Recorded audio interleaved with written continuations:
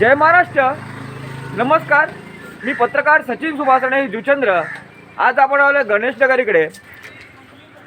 तर पाहू शकता इथे काही नागरिकांना प्रॉब्लेम आहे राशनचा. तर ते आपल्याला सांगतील, स्वतःहून सांगतील. त्यांच्यासाठी आपण खास आलो आहे. बोला काका, तुमचं नाव वगैरे सांगा. मी वसंतराव सोमले. माझं गावचं कार्ड आहे. ते गावचं कार्ड असल्यामुळे इथे मला रेशन मिळत नाही. माझं एकच माणसाचं कार्ड आहे, तरीसुद्धा ती रेशन मला देत नाही.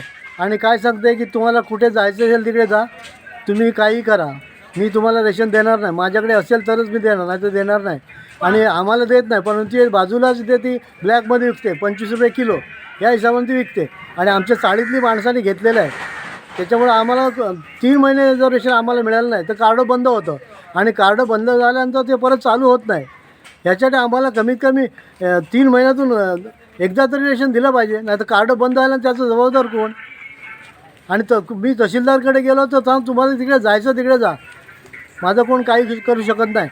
आम्ही 2-3 शाखेमध्ये कंप्लेंट केला, तिकडे बेटा भोईरकडे कंप्लेंट केली, तरीसुद्धा ही तशीच बोलते, तुम्हाला कुठे जायचं तिकडे जा.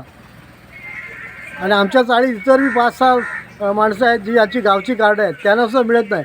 कारण काही आता आपले कामधंदा सोडून कोण तक्रार करायला जात नाही. आता मी रिटायर आहे म्हणून मी याच्या मागे धडपड करतो आहे, हे आपलं कार्ड चालू राहावं म्हणून. बस त्याच्यासाठी या जे काही आयशा मॅडम आहे त्याला तुम्ही बंदोबस्त करावा. काका तुमचं कार्ड दाखवा जरा. पाहू शकता. आणि तुम्हाला राशनसाठी किती खर्च आला आणि काय आला ते जरा सांगा. आता 5 किलो रेशन तांदूळ मिळतात, 2 किलो गहू मिळतात. आणि भात जर विकत घेतले तर 210 रुपये होतात. आणि आम्ही जुचंद्राला गेलो तर तिकडे आम्हाला ते मिळतात, पण तिकडे जायला आम्हाला 150 रुपये खर्च येतो. मग ते आम्हाला विकत घेतलेलं इथे परवडेल. 150 रुपये तिकडे फुकट कसं मिळतं? मग ते विकत घेतल्यावर हिसाब झाला ना. अजून काय? बस. तर जय महाराष्ट्र. नमस्कार, मी पत्रकार सचिन सुभाषणे जुचंद्र. बघा, नागरिकांचे जर असे प्रॉब्लेम होणार असतील तर सरकार राशन फुकट देतं का विकत देतं हे त्यांनी ठरवायचं आहे. आणि याच्या पुढे हा प्रॉब्लेम झाला नाही पाहिजे. आता नावासकट व्हिडिओ काढला आणि माझा गळा कापला, गळा चिरला तरी हा व्हिडिओ डिलीट होणार नाही, हे लक्षात घ्या. आणि मी ऑफर घेत नाही का हा पत्रकार विकला जात तरी मॅनेज पण होत नाही. त्याच्यामुळे नागरिकांचं कामं बरोबर करा. तुम्हाला जे दुकानं दिले ते सांभाळा जाऊ बरोबर. पाहू शकता. आणि हा व्हिडिओ डिलीट होणार नाही कोणी आला तरी, हे लक्षात घ्या. कारण नागरिकांसाठी जेव्हा व्हिडिओ काढलेला असतो, नागरिकांच्या समस्या मांडलेल्या असतात, तर मला हा व्हिडिओ डिलीट करायला म्हणून ऑफर पण येत आणि दबाव पण टाकला जातो.